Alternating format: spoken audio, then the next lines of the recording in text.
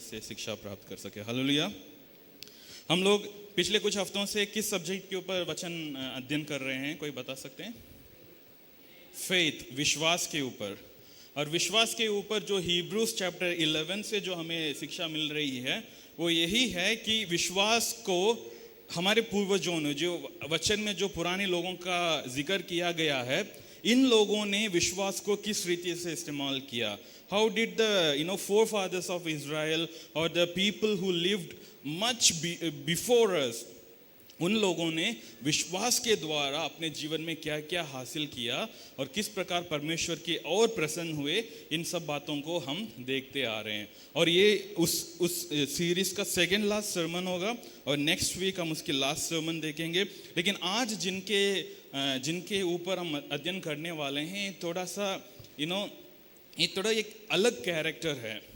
अब तक हमने जितने भी लोगों का नाम लेकर के देखा था, ये सब लोग या तो इजरायली लोग थे या इजराइल देश बनने से पहले के लोग थे। जैसे एबेल है, एनोक है, नोआ है और अब्राहम से इजराइल आया, ऐसे करके हम देख पा रहे हैं। लेकिन आज जिसके बारे में हम देखने वाले हैं, ये तो इजरायली नहीं है, गैर इजरायली है, लेकिन इनके जीवन में प्रभु ने जो काम किया है और इन्होंने विश्वास के साथ जो हासिल किया है, वो सच में बहुत कुछ हमें सिखा देता है। एंड इनका लाइफ काफ़ी चैलेंजिंग है और इनके बारे में यदि हम पढ़ेंगे तो कई सारे लोग उनका नाम लेने में भी शायद शर्माएंगे। वो क्या कर रहे थे उसके बारे में बताने के लिए भी हमें शायद शर्म आ सकती है। इस प्रकार का एक ज़िंदगी उन्होंने जिया, लेकिन विश्वास से उन्होंने जो किया वो आज हमारे सामने एक शिक्षा के रूप में आकर के खड़ा है। तो आइए अपना बाइबलों को खोलिएगा, हिब्रूज चैप्टर 11, इब्रानियों 11 अध्याय उसका वर्स 31 को हम देखते हैं। हिब्रूज 11:31। यदि आप लोग बाइबल खोलकर उस चैप्टर में आ चुके हैं तो एक बार आप हालेलुया कह सकते हैं। Hallelujah, yes, very good. आप सब लोग आ चुके हैं। I am so thankful to God. Hebrews 11:31 में लिखा है, By faith the prostitute Rahab, because she welcomed the spies, was not killed with those who were disobedient. Hallelujah. विश्वास के कारण, अब मैं एक बार आप लोगों को हिंदी में भी पढ़कर सुना देता हूँ। इब्रानियों 11:31 लिखा है, विश्वास ही से राहब वेश्या आज्ञा न मानने वालों के साथ नष्ट नहीं हुई, इसलिए कि उसने वेदियों को कुशल से रखा था। हालेलुया। ये सिर्फ एक वचन में उनके बारे में लिखा है। इनका नाम क्या है, कोई बता सकते हैं? राहब, राइट? राहब नाम है स्त्री का। और इनका क्या काम है करके लिखा है? वेश्या, शी वॉज अ प्रोस्टिट्यूट। और जब हम बाइबल में किसी एक महिला के नाम के आगे इस प्रकार के एक टाइटल दिया गया है, लेकिन आगे लिखा है कि उसने भी विश्वास से कुछ हासिल किया, तो हमें शायद लगता है लेकिन ये कैसे हो सकता है? वचन में यदि हम देखते हैं, सच में परमेश्वर व्यभिचार के विरोध करते हैं। इनफैक्ट परमेश्वर ने इजरायली लोगों को यह आदेश भी दिया था, तुम्हारे कुटुंब के अंदर, तुम्हारे परिवार के अंदर इस प्रकार का काम करने वाला कोई भी नहीं दिखना चाहिए। यदि आप देखेंगे यीशु मसीह के सेवकाई के समय पर भी वो फरीसी लोग एक स्त्री को लेकर के आए थे, राइट? आकर के क्या कह रहे थे यीशु मसीह को? इस स्त्री को हमने रंगे हाथ पकड़ लिया, अब इसको क्या करें आप बताइए। सजा क्या होती थी? मृत्यु की सजा। परमेश्वर ने इस प्रकार का एक कड़ी, मतलब एक बहुत स्ट्रिक्ट कानून परमेश्वर ने इजरायली परिवार के अंदर रखा था। लेकिन जैसे मैंने बताया था कि ये स्त्री तो इजरायली थी ही नहीं, ये थी बाहर के जेरिको कंट्री जो थी वहाँ की रहने वाली स्त्री थी। लेकिन जब इजरायलियों के साथ इनकी मुलाकात हुई, इनका जीवन बदल चुका था। और वहाँ से उसके बाद वो ऑब्वियसली व्यभिचारी नहीं रही, वो प्रोस्टिट्यूट नहीं रही, वो इजराइल के परिवार के अंदर जब आई, उन्होंने एक नया जीवन जीना शुरू किया। तो उन्हीं के जीवन से आज हम देखने वाले हैं। लेकिन उसके पहले मैं एक और व्यक्ति के बारे में यहाँ पर बताना चाहता हूँ, जो हम वर्स 30 में देखते हैं। हालांकि उनका नाम यहाँ पर लिखा नहीं गया है, लेकिन हम जान सकते हैं कि किनके बारे में यहाँ पर बताया गया है। हिब्रूज 11:30 में लिखा है, by faith the walls of Jericho fail after the army had March around them for 7 days। हम जानते हैं ना यहाँ पर किस व्यक्ति के बारे में बताया गया है, जोशुआ। जोशुआ कौन है बताइए? मूसा के बाद या मोसेस के बाद जिन्होंने इजरायली लोगों को अगुवाई किया वही है जोशुआ। और हम जोशुआ के बुलाहट के विषय में यदि हम सीखना चाहते हैं तो जोशुआ चैप्टर 1 में जब हम देखते हैं वहाँ पर हम इसके बारे में देख सकते हैं। वहाँ पर परमेश्वर जिस प्रकार जोशुआ को बुलाते हैं और जोशुआ के लिए परमेश्वर ने जो प्रॉमिस दिया है वो सब हम वहाँ पर देख सकते हैं। जोशुआ चैप्टर 1 में वहाँ पर मैं कुछ बातें आप लोगों को बताना चाहता हूँ कि परमेश्वर जब हमें बुलाता है किस प्रकार हमें हिम्मत दे करके बुलाता है। लिखा है, as I promised with Moses I will be with you. परमेश्वर योशुआ को कह रहा है जिस प्रकार मैंने मूसा के साथ वाचा बांधा वैसे ही मैं तुम्हारे साथ भी रहूंगा। Your territory will be expanded. कह रहे तुम्हारा देश और विस्तार होता जाएगा, मतलब तुम और देशों को जीतोगे। No one will be able to stand against you. कोई भी तुम्हारे विरोध खड़ा नहीं हो सकेगा। ये परमेश्वर किसको वायदा दे रहा है? जोशुआ को, कि तू अब से मेरा सेवक मूसा तो अब जा चुका है लेकिन अब तुम मेरे लोगों को अगुवाई करने वाले हो। And I am promising this to you that no one can stand against you. परमेश्वर कह रहा है कि कोई भी तेरे सामने खड़े हो सकता है। और चैप्टर 1 में 3 बार परमेश्वर कह रहे हैं be strong and courageous. Be strong and courageous. परमेश्वर 3 बार कह रहे हैं और एक बार इजरायली लोग भी खुद योशुआ को कहते हैं कि आप हमारे अगुए हो, अब आप स्ट्रॉन्ग रहो, अभी आप हिम्मत मत हारो करके उनको हिम्मत देते हैं। और परमेश्वर उनसे एक बात मांगता है, ओबे माई कमांडमेंट्स। परमेश्वर जोशुआ को यही कहता है कि ये तू मेरी आज्ञाओं का पालन कर, उससे ना दाएं तरफ मुड़ ना बाएं तरफ मुड़। ये यहोवा की दी हुई वचन तेरे मन में हमेशा रहने पाए और उसी में तुम मनन कर, बाकी सब मैं देख लूंगा। हम तो राहब के बारे में बात कर रहे हैं लेकिन मैं जोशुआ का ये शिक्षा इसलिए लेकर आया, ये हमारे लिए बहुत ज़रूरी है कि हम इस बात को जान सके कि परमेश्वर यदि हमारे जीवन में कार्य करना है तो हमें एक काम बहुत ज़रूरी है जिसे हमें करना है, वो परमेश्वर के वचन के अनुसार चलना है।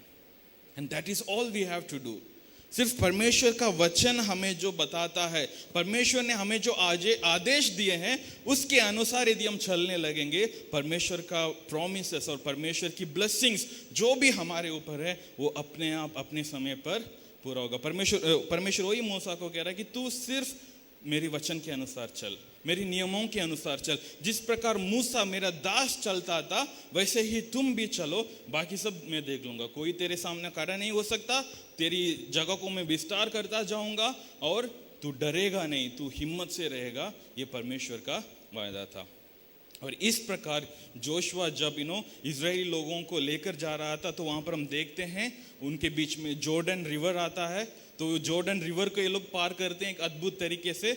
और उसके बाद जोशुआ क्या करता है, 2 लोगों को बेचता है, स्पाई, मतलब स्पाई करने वालों को आप जानते हैं राइट, जो छुप छुप कर जाके चीज़ों को देखना, कितने लोग हैं, हम इन्हें कैसे जीत सकते हैं, इस प्रकार का एक प्लान बनाने के लिए जोशुआ ने 2 लोगों को भेजा। और ये 2 लोग जब जेरिको में आए थे और उन्होंने इस राहब के घर में आकर रेस्ट करने लगे। अब उन दिनों में ऐसे होता था रे, जब लोग शहर से शहर दूर जाते थे तो वहाँ पर कुछ जैसे घर होते थे जिसको इन कहते थे, लोग वहाँ जाकर पे करके स्टे कर सकते थे। होटल जैसा आप मान लो कि आपको एक नाइट रुकना है, 2 नाइट रुकना है, उसके हिसाब से आप उनको पैसा दोगे और वहाँ पर रहकर चले जाओगे। और वैसे ही जगहों पर इजराइल के बाहर वैसे ही जगहों पर ज़्यादातर इस प्रकार का गलत काम भी होता था। मतलब जो लोग इसको चलाते थे वहाँ पर यहाँ पर ये प्रोस्टिट्यूशन के रैकेट भी चलाते हैं। तो ये लोग वहाँ पर जाके जब रहने लगे तो वचन हम आगे मैं ये कहानी को आपको पूरा बताना चाहता हूँ। वहाँ पर जब ये 2 पुरुष, इजरायली पुरुष यरीको देश को वहाँ की सीक्रेट्स को जानने के लिए जब आए थे तो इन दोनों ने राहब के घर में आकर रुके। तो राजा को पता चल गया, राजा को पता चला कि 2 पुरुष आए हैं हमारे देश की सीक्रेट्स को जानने के लिए। तो उनको ये भी पता चल गया कि अच्छा इसी स्त्री के घर पर रुके हुए हैं। तो उन्होंने सैनिकों को भेजा कि इन दोनों को पकड़वाने के लिए। तो राहाब ने क्या कहा, हाँ ये तो सच है कि दो लोग आए थे, लेकिन वो किधर से आए मुझे नहीं पता। लेकिन शाम होने से पहले, हमारे सिटी के दरवाजा बंद होने से पहले वो लोग तो मेरे घर से निकल चुके थे, लेकिन किस दिशा में गए थे वो भी मुझे नहीं मालूम करके उन्होंने उन लोगों को बता दी थी। लेकिन वास्तविकता में उन्होंने क्या किया, इन दोनों पुरुषों को अपने घर के अंदर उसने छुपा के रखी थी। और जब ये सैनिक लोग जो उसे ढूंढ कर आए थे वो लोग काफ़ी दूर चले गए थे, फिर इसने इन दोनों को अपने घर से निकलवाई और उनको थोड़ा आइडियाज़ बताई कि आपको कहाँ जा कर के छुपना है ताकि आप किसी से आप पकड़े ना जाओ। इस प्रकार सब चीज़ों को बता करके वो उनको जाने दे दिया। उसके कुछ दिनों के बाद क्या हुआ, परमेश्वर योशुआ से बात करते हैं।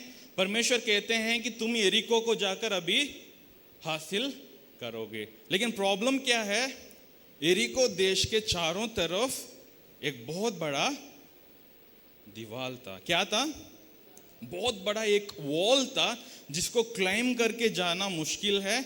और ऑब्वियसली यदि आप क्लाइम करने की कोशिश भी करोगे तो ऊपर से उस देश के लोग आपको आराम से मार सकते हैं। तो परमेश्वर ने यहोशुआ को क्या योजना दिया कि तुम्हें इस शहर को 7 दिन उसके चारों तरफ तुम्हें घूम कर आना है। You just have to walk around the city. पहले 6 दिन आप एक बार करोगे, लेकिन 7वें दिन इस शहर को आप 7 बार घूमोगे।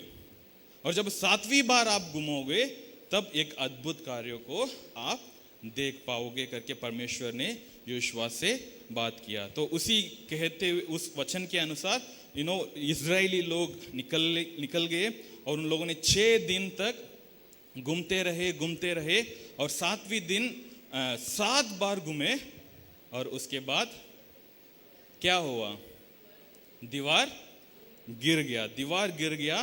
तो इजरायली लोग बड़े आराम से अंदर जाके यरीको शहर को अपना पाए। यही हम कहानी जानते हैं, right. And this is what happened on the day. परमेश्वर ने जोशुआ को प्रॉमिस किया कि 7 दिन तुम इसे घूमते आओगे और 7वें दिन 7वीं बार जब आप इसका सर्कल करके खत्म करोगे तब इस शहर का जो दीवार है वो टूट जाएगा, गिर जाएगा और तुम उसको हासिल कर पाओगे। लेकिन इसके बीच में एक कॉन्वर्सेशन हुआ। ये जो 2 लोग स्पाई करने के लिए आए थे और ये जो राहाब जो स्त्री थी, इन दोनों के बीच में एक कॉन्वर्सेशन हुआ जो हमारे अध्ययन के लिए बहुत ज़रूरी है। आप यदि देखोगे जोशुआ चैप्टर 2 में वचन 9 से लेकर 13 तक आप लोग अपना बाइबल को प्लीज खोलिएगा, क्योंकि इसी में सारा कुछ है। तो आप लोग ध्यान से देखिएगा। जोशुआ चैप्टर 2 वर्स 9 से लेकर 13 तक इस प्रकार लिखा है, I know that the Lord has given you this land and that the great fear of you has fallen on us, so that all who live in this country are melting in fear because of you. We have heard how the Lord dried up the water of the Red Sea for you when you came out of Egypt, and what you did in Sihon and Og, the 2 kings of Amorites east of the Jordan, whom you completely destroyed. When we heard of it, our hearts melted in fear, and everyone's courage failed because of you. For the Lord your God is God in heaven above and on the earth below. Now then, please swear to me by the Lord that you will show kindness to my family because I have shown kindness to you.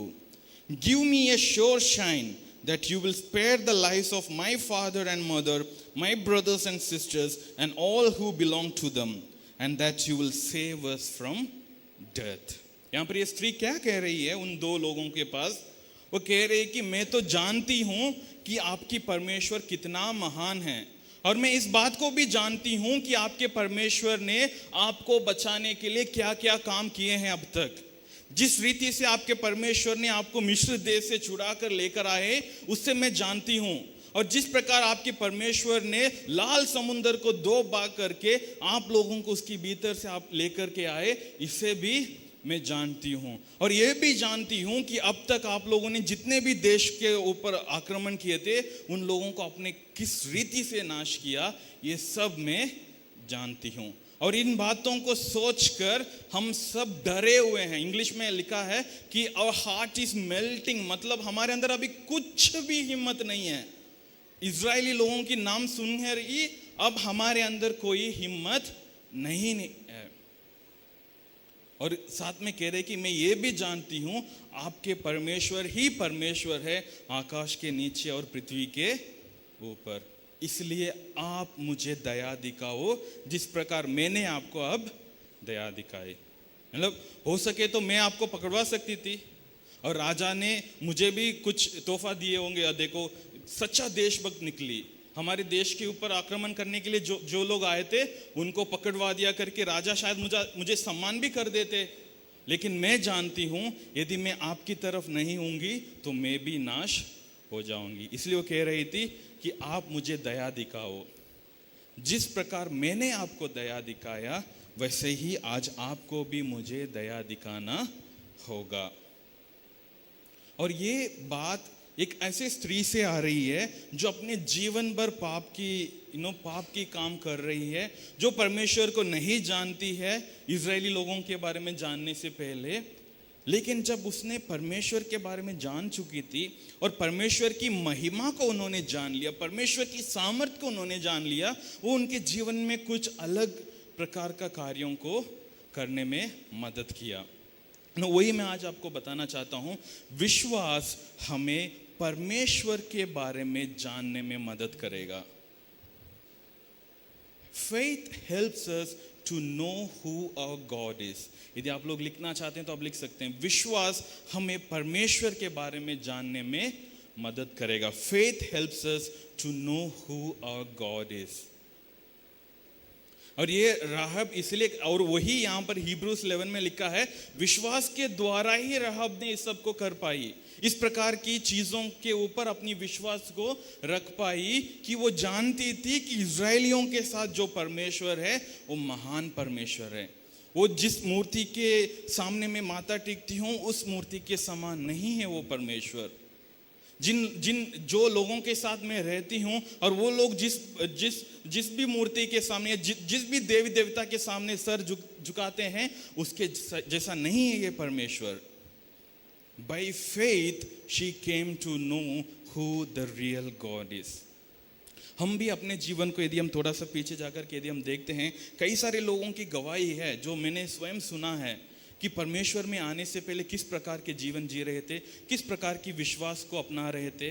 Right, हम सब अलग अलग चीजों के ऊपर विश्वास कर रहे थे, लेकिन जब परमेश्वर के बारे में हमें जानने का मौका मिला और परमेश्वर को हमने विश्वास किया, उनके ऊपर जब हमने विश्वास किया, हमारे जीवन बदलने लगा। और सच में वही हम सबके जीवन के साथ हुआ है। चाहे आपने एक मसीही परिवार में ही पैदा क्यों ना हो, लेकिन जिस दिन आपने यीशु मसीह को अपना उद्धारकर्ता ग्रहण किया, उस दिन आपने सच में परमेश्वर कौन है इस बात को आपने जानने लगे। And this is very important for us my dear church. हमें इस बात को हमेशा ध्यान देना जरूरी है, ये विश्वास के द्वारा ही हो पाया है। And that is why Hebrews 11 में इस स्त्री के बारे में जिक्र किया गया है, क्योंकि उसके आगे पीछे जितने भी लोगों का नाम लिखा गया है सब इजरायली परिवार के अंदर के लोग हैं। लेकिन अचानक इब्रानी को लिखने वाला लेकर अचानक बाहर से एक स्त्री को लेकर आ रहा है, और उनके जीवन से भी हमें विश्वास के बारे में यही शिक्षा दे रहा है कि परमेश्वर को जानने के लिए हमें विश्वास होना जरूरी है। चलो, परमेश्वर यीशु मसीह है करके हमने विश्वास कर लिया, उसके लिए भी विश्वास जरूर है, लेकिन उस परमेश्वर को और अधिक जानने के लिए और यीशु मसीह को और गहराई से जानने के लिए भी हमारे पास क्या होना जरूरी है? विश्वास होना जरूरी है। जैसे दाऊद कहता है, चख कर देखो प्रभु कितना भला है। यदि आपको आपके जीवन में देखना है कि परमेश्वर कितना भला है, परमेश्वर कितना महान है, तो आपके जीवन में वो विश्वास होना जरूरी है। You need to have that strong faith in your life to even experience how good our God is. कई बार हम अपने विश्वास में डगमगा जाते हैं, हम कमज़ोर पड़ जाते हैं, तो हम इस बात को एक्सपीरियंस नहीं कर पाते कि परमेश्वर कितना महान है। जिस प्रकार ये स्त्री वर्णन कर रही है कि आपके परमेश्वर ने तो ये सब किया, इतने चीज़ों को हमने देख लिया, अब देखो ये उनके साथ नहीं हुआ, लेकिन इन्होंने देखकर उनका विश्वास बढ़ा, देखकर वो विश्वास करने लगी कि यदि वो परमेश्वर उनके साथ ये सब कर सकता है तो हमारे साथ भी ऐसा ही होगा। माय डियर चर्च, हमें ये बात ध्यान देना ज़रूरी है, we need to have faith in our true living God to know him even better. अब समझ रहे हैं ना, परमेश्वर को और गहराई से जानने के लिए और अधिक जानने के लिए आपके अंदर विश्वास होना ज़रूरी है। राहाब के अंदर उस दिन वो विश्वास था, ये विश्वास डर के साथ आया, तो वो डरी हुई थी और कह रही थी कि आप मुझे बचा लो, आप मुझे दया दिखाओ, जिस प्रकार आज मैंने आपको दया दिखाई। और उसने मतलब उसके बाद आगे की चीज़ों को हम देखते हैं, लेकिन उनके अंदर एक विश्वास था। वो जानती थी कि यदि मैं इस परमेश्वर के लोगों के साथ जुड़ जाऊंगी तो मैं बच जाऊंगी, मेरे परिवार के लोग बच जाएंगे। और उसके अंदर ये भी विश्वास था कि ये परमेश्वर मुझे ग्रहण कर लेगा। मैं इन स्त्रियों के बारे में और इसके साथ साथ कुछ और स्त्रियों के नाम भी है, मैं बाद में बताऊंगा। उनके बारे में जब मैं एक आर्टिकल में पढ़ रहा था, उसमें वो लेखक ने इस प्रकार लिखा था कि ये सारे महिलाएं विश्वास के साथ उस प्रॉमिस इनहेरिटेंस में अपने आप को जोड़ लिया था। प्रॉमिस्ड इनहेरिटेंस क्या है? परमेश्वर ने अब्राहम को जो वायदा दिए थे कि तेरे द्वारा सारे दुनिया के जातीय लोग आशीषित किए जाएंगे, तुम्हारी जाति आशीषित होंगे। ये एक प्रॉमिस है, एक पर्टिकुलर परिवार के ऊपर, अब्राहम के परिवार के ऊपर एक प्रॉमिस है। लेकिन कुछ महिलाएं हैं बाइबल में जिनका जिक्र किया गया है, ये महिलाएं उस प्रॉमिस को विश्वास के साथ जीत लिया। और उससे भी बड़ी आनंद की बात यह है, हमने भी वही किया। हालेलुया। हम भी विश्वास में उस प्रॉमिस के साथ जुड़ चुके हैं। वचन में पौलुस कहता है कि by faith we are made the heads of Abraham करके। विश्वास से हम अब्राहम की संतान बन चुके हैं, विश्वास के द्वारा हम परमेश्वर के संतान बन चुके हैं। उसका मतलब क्या है? अभी परमेश्वर ने जो वायदे अपने वचन में दिए हैं उसके भागीदार कौन हो गया? हम भी हो गए। जबकि हम एक समय बाहर थे, हम नाश की ओर जा रहे थे, लेकिन हमने विश्वास से उस इनहेरिटेंस को अपना लिया। राहाब ने उस दिन यही की थी। उसने जब दो इजरायली पुरुषों को देखा और वो जानने लगी कि इनका परमेश्वर कौन है और ये कितना महान है, उसने उनके साथ एक वाचा बांध ली। And she acknowledged that how great our God is. परमेश्वर ने कितना महान महान काम किया। और वो कह रहे कि हम तो, हमारे देश पूरा डरा हुआ है, ना केवल हमारे देश, हमारे आसपास के सब देशवासियां अब डरे हुए हैं। सब यही सोच रहे हैं कि कब इजरायली लोग हमारे ऊपर हमला बोल देंगे, हमें नहीं पता। और हम इनके सामने जीत भी नहीं पाएंगे, क्योंकि इनके साथ तो कौन है? परमेश्वर स्वयं है। परमेश्वर की सामर्थ्य, परमेश्वर की आत्मा है, परमेश्वर के द्वारा चुने हुए उनके दास लोग इनको अगुवाई कर रहे हैं। तो हमारे देश तो इनके सामने कभी टिकेगा ही नहीं। इस प्रकार कह करके राहाब ने उस दिन परमेश्वर को जानी और वो विश्वास के द्वारा ही हो पाया। और वही इब्रानियों को लिखने वाला लेखक हमें कहता है। और दूसरी बात मैं आपको बताना चाहता हूं, विश्वास हमें नाश होने से बचाता है। Faith helps us to escape from distraction. Faith helps us to escape from distraction. जैसे वो जानती थी कि कुछ तो होगा, हमारा देश नाश हो जाएगा, लेकिन उसके अंदर जो विश्वास थी, उस विश्वास के कारण उसने अपने आप को बचा लिया। और उसके बीच में उसके बाद क्या हुआ? जब इस प्रकार इस स्त्री ने, राहाब ने उन दोनों लोगों से बात की, तो उन दोनों ने उनके साथ एक प्रॉमिस किया, एक अग्रीमेंट बनाए। क्या बोले? कि जिस रीति से तुमने हमारी जान बचाई, वैसे ही हम भी तुम्हारे और तुम्हारे परिवार के लोगों के जान बचाएंगे। लेकिन तुम्हें एक काम करना होगा। क्या करना होगा?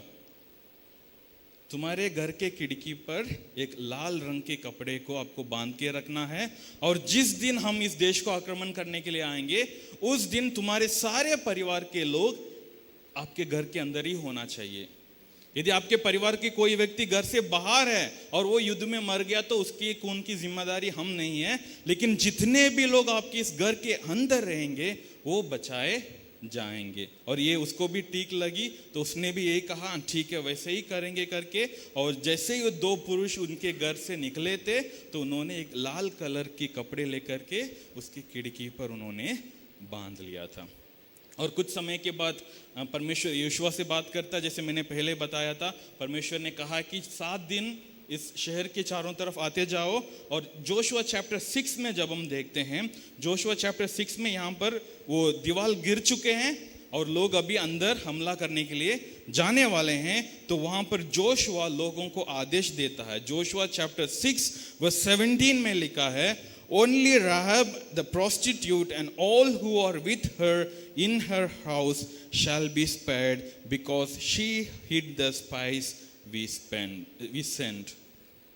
जोशुआ लोगों को आदेश देता, जो युद्ध में जा रहे हैं उनको एक आदेश दे रहा है कि राहब के घर के अंदर जितने भी लोग हैं उन्हें कुछ नहीं करना है, उन्हें बचा करके लेकर के आना, क्योंकि उन्होंने हमारी मदद की हमारे लोगों को छुपा करके। और उसी प्रकार हुई। और उसके बाद आगे जब हम देखते हैं वो युद्ध खत्म हुआ, लेकिन राहब और राहब के सारे परिवार के लोगों को बचाया गया था और वो लेकर आए थे और वो इजरायली लोगों के साथ रहने लगी। यही मैंने बताया, विश्वास हमें नाश होने से बचाएगा। If you have faith in God, यदि आपको यीशु मसीह के ऊपर विश्वास है तो आप नाश होने से बचाए जाओगे। Exactly that is what written in John chapter 3 verse 16, right?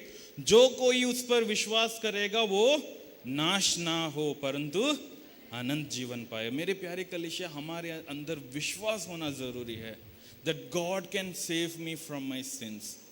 मतलब यहाँ पर तो एक असली एक युद्ध की बात हुई है, लेकिन हम इसको यदि आत्मिक रीति से देखेंगे तो हम सब भी एक युद्ध में हैं।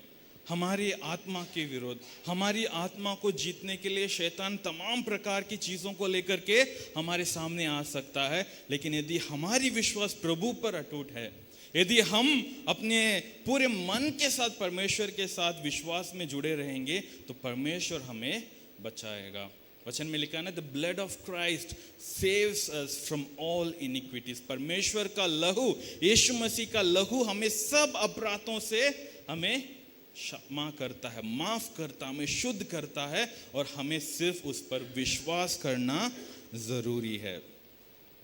जैसे लोगों ने उनके साथ प्रॉमिस किया था, जोशुआ चैप्टर 2 वर्स 18 एंड 19, उसको मैं एक बार आपको पढ़कर भी सुनाना चाहता हूँ।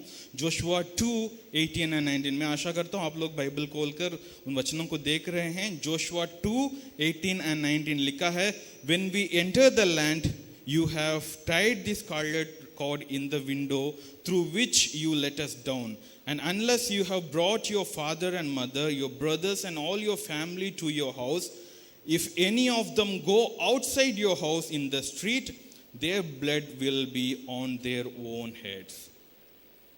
एक क्लियर एक इंडिकेशन है कि जितने लोग इस घर के अंदर रहेंगे, जिसके खिड़की पर एक लाल कलर की कपड़ा बंधी हुई है, वो सब बचाए जाएंगे। यदि आप निर्गमन अध्याय 12 में जाते हैं, वहां पर भी इस प्रकार की एक घटना हुई है। कोई बता सकता वहां पर क्या हुआ? निर्गमन 12 में बताइए, एक्सोडस 12 में क्या हुआ?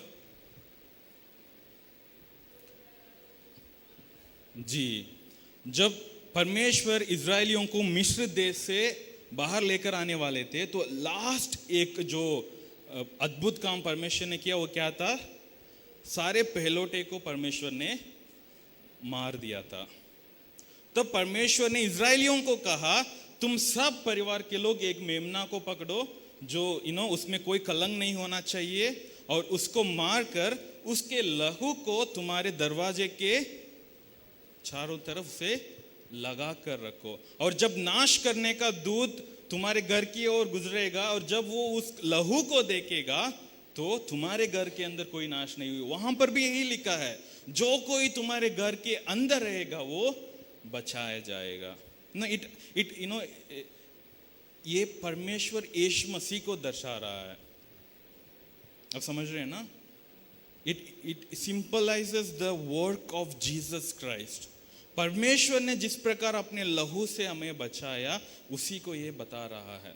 वो निर्गमन 12 में भी हमने देखा कि जो कोई लोग उस घर के अंदर रह गए थे वो बच पा रहे थे, और यहाँ पर भी जोशुआ चैप्टर 6 में भी हम देख रहे हैं कि उस राहब के घर के अंदर जितने भी लोग थे, उनके परिवार के जितने भी लोग थे, सब बचाए गए, क्योंकि उस लाल रंग के कपड़े को देख करके लोगों ने उस घर के ऊपर हमला नहीं किया। और आज हम विश्वास, वही मैंने बताया था कि विश्वास हमें नाश होने से बचाता है। तो उसका मतलब क्या है? जब हम परमेश्वर पर विश्वास करेंगे, जब हम यीशु मसीह के काम के ऊपर विश्वास करेंगे, यीशु मसीह के लहू के ऊपर विश्वास कर कर अपने आप को यीशु मसीह के लहू के अधीन में ला देते हैं, तो the wrath of God will not come upon us on the judgment day. जिस दिन न्याय का दिन होगा, उस दिन हम बचाए जाएंगे, क्योंकि हमारे सामने कौन खड़ा है? यीशु मसीह। यीशु मसीह का लहू है जो हमें पवित्र कर देता है। परमेश्वर का वचन में यही लिखा है कि तुम्हारे पाप जितने भी गहरे हो, जितने भी लाल रंग के हो, उसे मैं सफेद कर लूंगा। I will make it as white as snow. वो काम कौन कर रहा है? परमेश्वर का लहू हमारी पापों को हमसे शुद्ध कर देता है। हालेलुया। इसलिए हमें विश्वास होना जरूरी है। हम सिर्फ मसीही कहकर अपने जीवन को जिएंगे तो हम नहीं बचा पाएंगे अपने आप को। हमें विश्वास करना है मसीह के लहू के ऊपर। We have to have that strong faith on the blood of Jesus Christ that will cover us from all the upcoming wrath। और वो भी जरूरी है कि हम उसके अधीन रहें, to be under God, to be under the commandment of our Lord Jesus Christ। तब हम बचा पाएंगे अपने आप को, otherwise we will not be spared। यहाँ पर इजरायली लोग, उनको यही बताए थे कि यदि आपके परिवार के कोई भी लोग बाहर चले जाएंगे, उनके जिम्मेदार हम नहीं हैं। जितने लोग आपके घर के अंदर होंगे, उनकी सुरक्षा की जिम्मेदारी हम ले सकते हैं।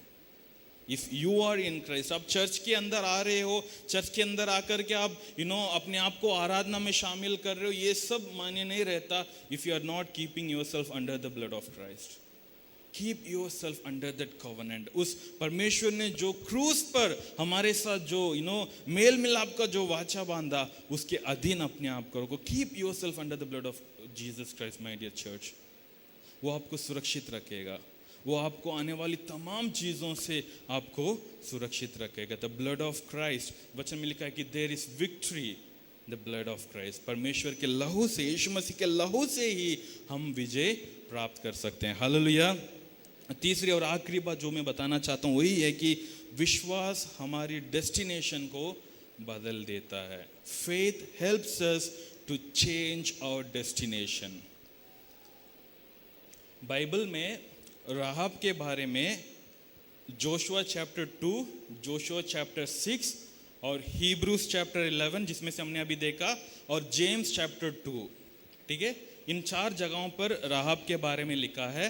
हर जगह पर राहब को एक वेशी करके ही बुलाया गया है, प्रोस्टिट्यूट राहब, प्रोस्टिट्यूट राहब। यहाँ पर भी जो हिब्रूज को लिखने वाला भी वही कह रहा है कि बाय फेथ द प्रोस्टिट्यूट राहब ने से किया। और जेम्स, याकूब भी वही कहता है कि विश्वास के द्वारा ही जो वेशी राहब ने अपने आप को धर्मी ठहरा पाई करके। और जोशुआ भी वही कह रहा है कि उस वेशी को लेकर आओ, उसको बचा करके लेकर आओ करके। हर जगह पर राहब का नाम जब लिया जाता था तो उसका काम या उसका जो चरित्र जो है उसको भी साथ में जोड़ दिया जाता था। लेकिन आप लोग बाइबल को खोलिएगा, मैथ्यू चैप्टर 1, नया नियम का पहला पुस्तक और उसका पहला अध्याय। मैथ्यू चैप्टर 1 में जब हम आएंगे और उसका वचन 5, मैथ्यू चैप्टर 1 वर्स 5 को जब हम पढ़ते हैं, वहाँ पर लिखा है, Salmon the father of Boaz whose mother was Rahab. Bible में एकमात्र जगह है जहां पर राहब की बात बताई गई है और उसके चरित्र को कुछ नहीं बताया गया। This is the only place in Bible out of all the 6 places where her name was mentioned। यहाँ पर मत्ती जब राहब के बारे में लिखता है, उसको वेशी करके नहीं बताता है। यही मैं बताया था आपको, विश्वास हमारी डेस्टिनेशन को बदल देता है। हम कैसे थे और हम कैसे बनेंगे, उसको क्या निर्णय करेगा? हमारी विश्वास। एक जमाने में हम भी पापी थे, हम भी पाप के अवस्था में थे, हम सब पाप के अधीन में थे, लेकिन विश्वास के द्वारा परमेश्वर ने उस पाप से छुड़ाया और आज हम धर्मी ठहराए गए हैं। हालेलुया। और उसमें क्या हमें मदद किया? विश्वास हमें मदद किया। By having faith on Jesus Christ alone we were our destiny was changed. वचन में लिखा है कि हम तो एक समय हम नाश की ओर जा रहे थे। We were destined for eternal hell, but God in his gracious mercy have saved us. और अब परमेश्वर हमें कहाँ ले जा रहे हैं? अनंत जीवन की ओर परमेश्वर हमें लेकर जा रहे हैं। विश्वास हमारे डेस्टिनेशन को बदल देता है, हमारी डेस्टिनी को वो बदल देता है। हर जगह पर जब लोग उसे वेशी वेशी करके बोलते थे, मत्ती यहाँ पर उसे सिर्फ नाम लेकर के बुलाता है। और हम मैथ्यू चैप्टर 1 और लूक चैप्टर 3 में देखते हैं यीशु मसीह का जीनियोलॉजी वहाँ पर लिखा है। और हमारे देश में पता नहीं कितने लोगों के पास है, लेकिन यहूदी लोगों के पास उनके पूर्वजों का नाम सब रहता है। पीढ़ियों से पीढ़ियों पहले भी जाकर के पूछोगे, आपका बाप का बाप का बाप का बाप का बाप का बाप का सबका नाम उनके पास लिस्ट में रहता है, क्योंकि वो लोग अपनी जीनियोलॉजी को सुरक्षित रखते हैं। और यहूदी जीनियोलॉजी या वंशावली को लिखने का वक्त उनका एक नियम होता है, या यहूदी लोग इस बात को पालन करते हैं, वो कभी भी औरत का नाम नहीं लाते हैं। सिर्फ इस बाप का ये बेटा और इस बेटे का ये बेटा हुआ, बेटे का ये बेटा हुआ, ये करके लिखते हैं। कभी भी स्त्री का नाम को नहीं जोड़ते। आप देखना है तो लूक चैप्टर 3 को देखिएगा, वहाँ पर यूसुफ से लेकर, यानी यीशु मसीह के इस पृथ्वी की जो पिता थे, यूसुफ से लेकर के आदम तक लूका ने लिखा है, लेकिन एक भी जगह पर एक महिला का नाम को उन्होंने नहीं लिखा। लेकिन जब मत्ती लिखता है मैथ्यू चैप्टर 1 में, वहाँ पर हम कुछ महिलाओं का नाम को देख पा रहे हैं। आप लोग जल्दी बता सकते हैं? थोड़ा सा हम देखते हैं कितने लोग देख पाते हैं। मैथ्यू चैप्टर 1 से आप लोग जल्दी देख करके बताइएगा कि कौन कौन महिला का नाम वहां पर लिखा है। तामार, ठीक है। राहब, ठीक है। रूथ, हाँ जी, हाँ, बतशेबा, और उसके बाद लास्ट में मरियम का नाम, मेरी का नाम। 5 स्त्रियों के नाम मत्ती ने वहां पर लिख दिया। और हम सब जानते हैं मैथ्यू जब ये गॉस्पेल लिखता है वो यहूदियों के लिए ही लिख रहा है। This gospel of Matthew was addressed to the Jewish people. तो मत्ती यहाँ पर जानबूझकर महिलाओं का नाम जोड़ता है। और हर एक महिला की जीवन को आप देखो, सबके जीवन में अलग अलग कहानी है। तामार के जीवन के बारे में आपको पढ़ना है तो जेनेसिस चैप्टर 38 में जाइएगा। जिस प्रकार उनके जीवन में एक अंधकार का समय चल रहा था और उसने किस प्रकार की गलत काम कर रही थी, लेकिन परमेश्वर ने उसको कैसे वापस लेकर आया। राहब के बारे में तो हमने जोशुआ चैप्टर 2 चैप्टर 6 में देख लिए थे। रूथ के बारे में पूरे किताब है, रूथ की किताब से आप देख सकते हो। और बतशेबा के बारे में 2 सैमुएल चैप्टर 11-12 में हम देख सकते हैं किस प्रकार दाऊद बतशेबा के ऊपर नज़र लगाया और उसके पति को मार गिराया और इसको अपना लिया। तो हम सब जानते हैं अलग अलग कहानियां हैं अलग अलग महिलाओं की, लेकिन मत्ती इन सब के नाम उसमें लेकर के आता है और इसी बात को बताने के लिए कि चाहे आपकी पास्ट कैसे भी रहा हो, जब आप प्रभु में हैं, जब प्रभु ने आपको चुन लिया है, आपका जीवन एक आशीषमय जीवन होगा। हालेलुया। हम किस भी प्रकार की पाप की अवस्था से हम अपने आप को प्रभु के हाथों में समर्पण करेंगे, परमेश्वर उस पाप की अवस्था से हमें निकाल सकता है और परमेश्वर हमें एक नया डेस्टिनेशन दे सकता है। लोगों के लिए राहब शायद एक वेशी रही होगी जीवन भर, लेकिन परमेश्वर के नज़र में राहब अभी एक वेशी नहीं है। और उस वचन में जब हम देखते हैं मैथ्यू चैप्टर 1:5 लिखा है कि राहब ने बोआज का जन्म दिया और बोआज ने ओबेद का जन्म दिया और ओबेद ने जेसी का जन्म दिया और जो जेसी दाऊद का जन्म दिया। और दाऊद कौन है? इज़राइल का राजा। और हम जानते हैं यीशु मसीह को दाऊद की पुत्र भी कहा गया है। तो एक प्रकार हम देखेंगे तो राहब जो थी यीशु मसीह का great great great great grand mother थी, मतलब यीशु मसीह के परिवार में वो जुड़ चुकी है। एक समय पर उसको लोग तिरस्कार कर रहे थे, उसको लोग नीचा देखते थे, उसका नाम लेने से लोग मतलब अपने शर्माते थे, लेकिन आज वो क्या बन गई? यीशु मसीह को इस धरती पर लाने वाली जो मरियम थी उसके लीनिएज में वो आ गई। यीशु मसीह का नाम जहाँ पर लिखा गया है उसके पहले राहब का नाम आ रहा है। यही विश्वास हमें करता है मेरे प्यारे कलीसिया।